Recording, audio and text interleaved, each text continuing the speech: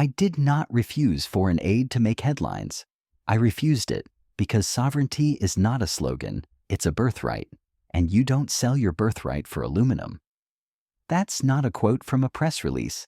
That's the kind of thing a nation whispers to itself when it's had enough. Ghana just canceled a $1.2 billion mining contract deal that promised jobs, infrastructure, and pride in local hands. But what got torn up wasn't just a lease. It was the illusion that Africa could ever build real power while still begging for permission. This isn't about legal paperwork. This is about moral arithmetic. Who owns the ground beneath our feet and who profits when we dig? Because right after Ghana killed a homegrown aluminum dream, foreign giants moved in. And now the world calls that progress. And we have to ask, who gives it and who keeps it just out of reach? Because if a Ghanaian company building in Ghana with Ghanaian bauxite and Ghanaian labor can still be disqualified by a missing signature, what chance does real sovereignty have? That's the quiet tragedy behind the headlines. The system says, own your future. Then whispers, but only if someone else pays for it. Let's speak plainly. When Ghana tore up the Rockshore deal, it didn't just void a contract. It cleared the runway.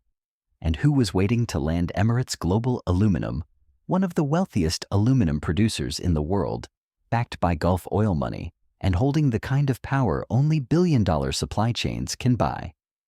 Within weeks of Rockshore's collapse, EGA had signed a memorandum of understanding with Ghana's state aluminum body. No public tender, no national debate, no community consultation. It was seamless. It was swift, it was surgical, and it raises the question, was Rockshore set up to fail so EGA could succeed? See, this is not just about who builds the mine. It's about who designs the game while Rockshore struggled to raise capital. Global giants sat back. They didn't compete. They waited. They watched as a local company tried to do something unprecedented, build an integrated aluminum industry without foreign chains around its neck. They waited as it stalled, as the government grew restless, as the paperwork remained unsigned. And just when the house began to creak, they walked in, claiming to rescue it. But rescue who? The people of Ghana? Or the foreign firms locked out by Rockshore's local first model? Because here's the truth, buried beneath all the legality and urgency. The minute Rockshore got that lease, it blocked the giants. They couldn't move unless the locals failed. So the system waited and watched and let them fall. And then came the applause. The same voices that once praised local ownership now praise strategic partnerships. The same institutions that withheld financing from Ghanaian firms now offer billions to foreign investors. The same press that ignored Rockshore's struggle now celebrates EGA's entrance as a new dawn. But dawn for who? Because when global giants enter, they don't just bring capital. They bring contracts, and contracts are written in the language of leverage. Will EGA build the refinery in Ghana or ship raw ore out? Will they hire local workers or import technicians? Will they build a Ghanaian aluminum future or simply extract for their own? We've seen this before. In Guinea, EGA promised a refinery. They mined for years. They shipped ore. They delayed the refinery. And when Guinea revoked their license, guess who suddenly needed a new supplier? Ghana. So now they arrive with smiles and MOUs cloaked in the language of partnership. But ask yourself, if their plan is truly to develop Ghana, why didn't they start here? Because for EGA and others like it, Africa is not the home, it's the backup plan. And once again, a local company is erased, not because it lacked vision, but because it stood in the way of someone else's profit. This isn't progress. It's colonialism without the gun. It's the same old resource drain updated for the age of diplomacy and PR.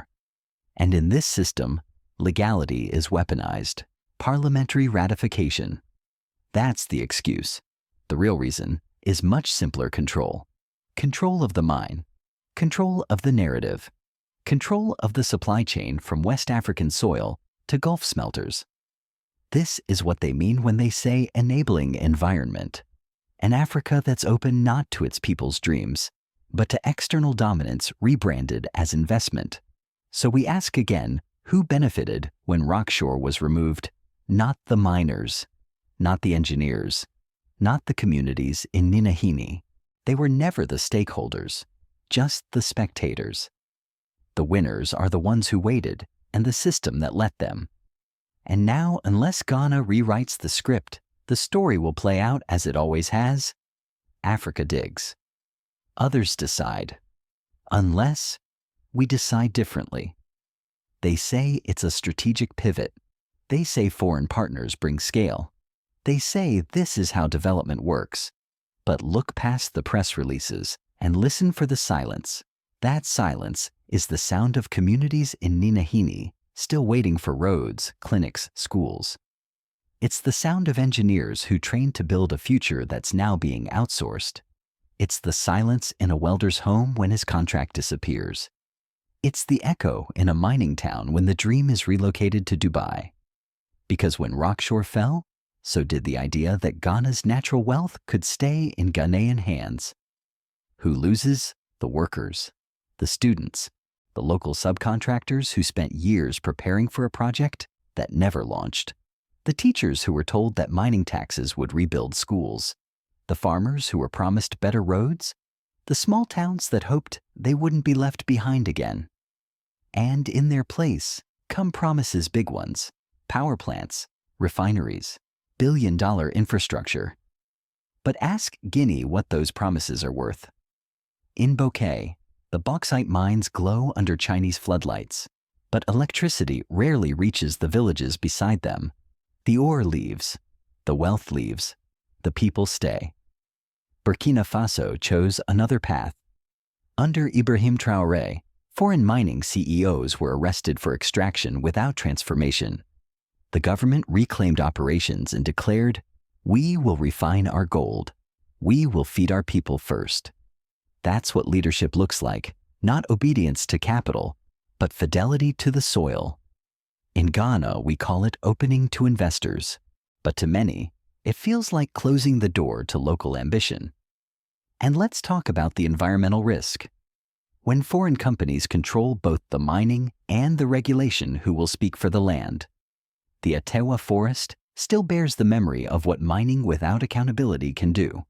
Toxic runoff, vanishing rivers, broken farmland. Will Emirates Global Aluminum protect Ghana's ecosystems or protect its quarterly returns? And even if they build a refinery, will it hire locals, or will it function like so many special economic zones, insulated, militarized, and disconnected from the communities around them? We've been here before. Multinational logos on concrete walls, checkpoints instead of partnerships, warehouses of machinery in villages still drinking from streams. And the media. It tells us Ghana is modernizing. But modernization that excludes its own people is not development, it's displacement. And when civil society asks questions, it's labeled obstruction. When local firms demand fairness, they're called inefficient. When a nation hesitates before surrendering control, it's accused of scaring away investors. But the real fear isn't scaring away capital. It's waking up to how little capital really cares. Because in the end, this was never about just building a mine. It was about building dignity, about proving that African countries don't need to surrender control to unlock potential, that we can design finance and protect our own futures even if it takes longer, even if it's harder. Instead, the message sent by this pivot is cruelly clear. Unless you come from Dubai, your dreams don't qualify. And that, more than any contract, is the true consequence. This isn't just a story about Ghana. It's a blueprint or a warning for every African nation standing at the crossroads of resources and power. Because when Emirates Global Aluminum EGA landed in Ghana, they didn't just bring billions. They brought a new model of control cloaked in the language of partnership. Let's decode that model. EGA is vertically integrated. They don't just mine bauxite. They refine it. They smelt it. They sell the finished aluminum. They control every step and every dollar in between. In Guinea, they struck a similar deal. Promised to build a refinery, delayed it, extracted for years. When Guinea's new government demanded accountability, revoked their license, and pushed for in-country refining, EGA pivoted. Where Ghana? Now ask yourself, is that investment or evasion? And what does that mean for Africa? It means the same firms that failed to deliver transformation in one country are rewarded with fresh contracts in another. It means accountability doesn't travel, but capital does. Let's go deeper. EGA's arrival is being framed as diversifying away from China, but diversification doesn't guarantee liberation. Trading one foreign dependency for another isn't strategy, it's roulette. Yes, China dominates the bauxite trade. Yes, Africa needs partners. But a partner is not someone who takes more than they give. The question isn't, can EGA build a refinery? The question is, will it be Ghanaian owned? Will it serve the public? Will it stay after the ore runs out? Let's compare models. In Burkina Faso, under Ibrahim Traoré, the resource doctrine is simple. No exports of raw gold. But let me ask you, would the United States cancel Boeing's next factory because Congress forgot to vote? Would Europe cancel Airbus? Then why is African ambition treated like a misfiled form instead of a future worth protecting? If you still believe in justice, not just for one nation, but for all, hit subscribe. Because what you're about to hear will not make the evening news.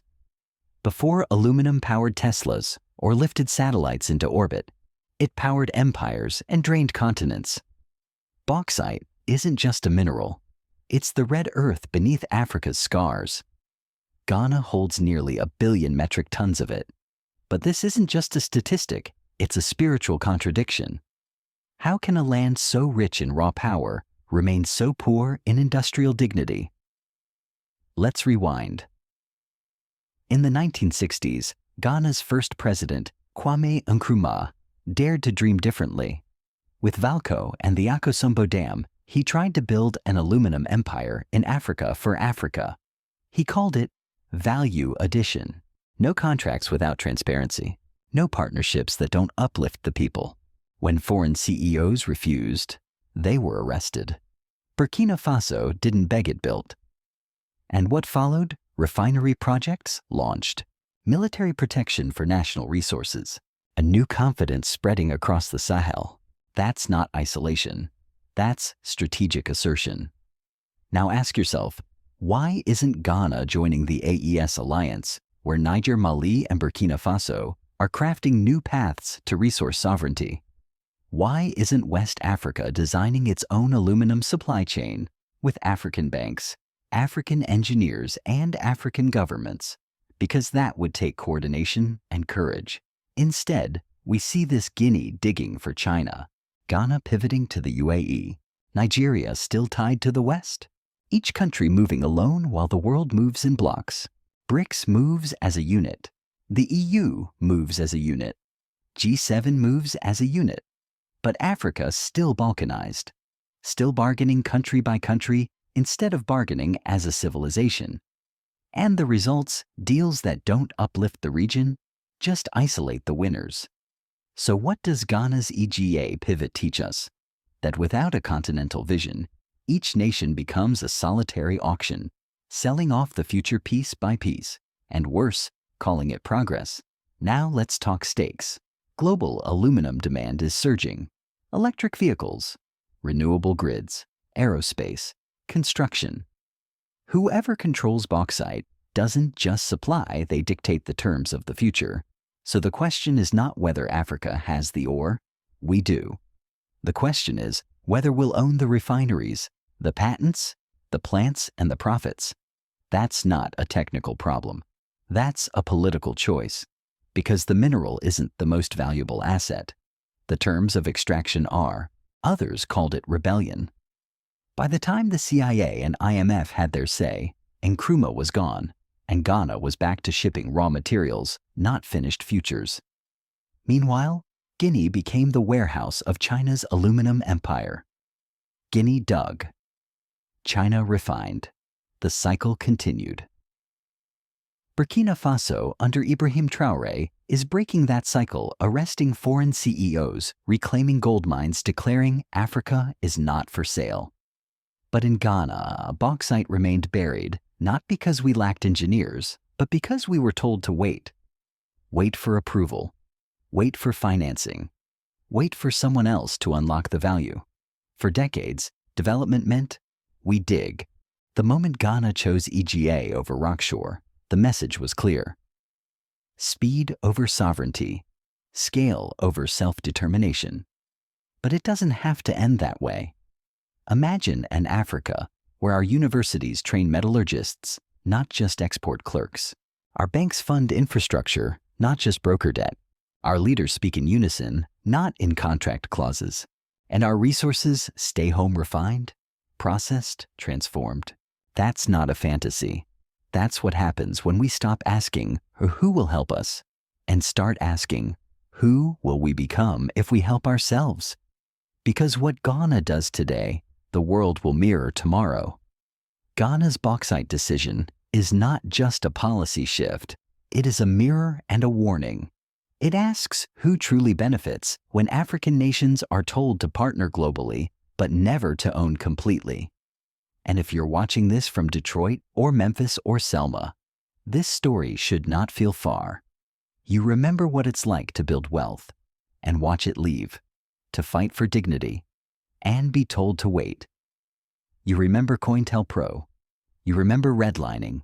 So now ask if your community was treated that way? Why would Africa be treated any differently? This isn't about blaming the outside world. It's about claiming the inside world, our land, our labor, our legacy. Because sovereignty is not a signature on a contract. It is the right to shape your destiny, even if the world calls it inconvenient. So we ask you across oceans and generations, if you've ever marched for justice, if you've ever questioned power, if you've ever believed that freedom means more than flags and anthems, then stand with us. Say it out loud, Africa is not for sale. And if you still believe that a continent born in chains can rise in dignity, not just for itself, but for the world, then subscribe. Because this isn't just a story, it's a signal. And the next chapter is being written now. They decide, they profit. And now in 2025, Ghana faces the same old choice in a new global economy. Will we control the mineral that powers electric cars and clean energy, or will we again watch it? Leave our shores unrefined, unowned, unremembered. This isn't just about aluminum. It's about agency. About whether Africa will remain the gas station of empires or finally become the engine of its own future. It was supposed to be a turning point. A Ghanaian company, Rockshore International, had secured a 70% stake in a bold new venture mining bauxite in the Ninahini Hills and refining it right there on Ghanaian soil. Not just digging, not just exporting, but building. It was the kind of model we've begged for: local ownership, state partnership, in-country processing, jobs, infrastructure, vision. But 3 years passed, no refinery, no groundbreaking, no billion-dollar funding, just papers, promises, and paralysis. Then, in early 2025, the axe fell. The government announced it was terminating Rockshore's $1.2 billion lease. Their reason: the lease had never been ratified by Parliament. Legally invalid. But in Ghana and across the global South, legality is never just about ink. It's about intention. It's about who gets rescued and who gets left behind. Because here's the truth they buried beneath the paperwork. Rockshore never got the capital because no one wanted them to. While they begged for loans, foreign giants waited. While they drafted feasibility studies, Emirates Global Aluminum drew up MOUs. While they appealed to Parliament, Parliament stayed silent, watching the local model stall until it could be swapped for something faster. And when the deal finally collapsed, The story was already written. Local firms are too slow, too small, too risky. The very system that promised to lift African entrepreneurs instead held them underwater until the foreign lifeboats arrived. Make no mistake, this wasn't just business failure. It was managed decline. Rockshore was promised a seat at the table, then starved of the tools to stay there. Their dream was used as a placeholder until the global players were ready to land. And yet the headlines painted a different story. Ghana pivots to international partners. A strategic reset. Opening the door to development. But development for who? The people of Ninahini. The miners who believed they'd have a role in shaping their country's future. The engineers and students who saw themselves not just as laborers, but as builders. No. What was terminated wasn't just a lease, it was belief. Belief that local ownership is possible in a system still rigged for external profit. And now they say the decision was about speed, about technology, about Ghana positioning itself. But let's ask what that means. Did anyone truly expect a Ghanaian startup to match the deep pockets of a Gulf petrostate? Was Rockshore ever meant to succeed or merely to fail quietly? Just in time for Emirates Global Aluminum to take the stage. Because just weeks after Rockshore's contract was killed, EGA signed a memorandum of understanding with the government. No delays, no debate, no waiting. Suddenly, foreign capital was no longer too risky. Suddenly, parliamentary ratification was no longer a headline issue. Suddenly, everything moved. So what changed? Ghana didn't gain capacity. It simply changed the flag on the investor's briefcase. And the cost a local blueprint thrown in the fire. A precedent set that unless you bring billions from abroad, your vision doesn't matter. This is not a story of policy. This is a story of permission.